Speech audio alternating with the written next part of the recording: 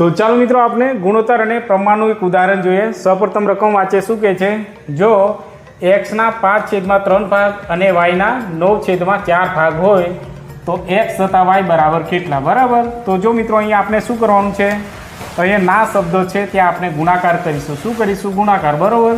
તો જો મિત્રો x ગુણ્યા 5/3 કરીશું, અહીંયા બરાબર, અહીંયા y નાની જગ્યાએ આપણે ગુણાકાર કરીશું, 9/4 થશે। બરાબર।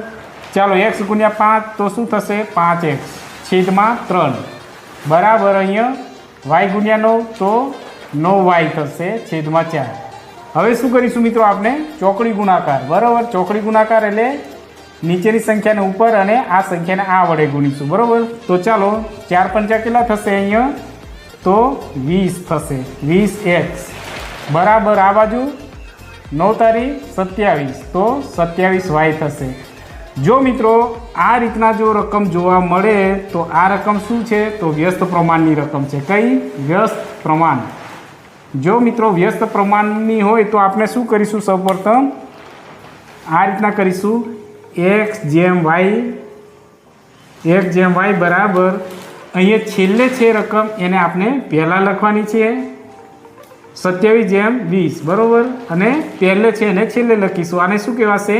વ્યસ્ત પ્રમાણ। બરાબર। તો આ રહ્યો આપણો ફાઇનલ જવાબ।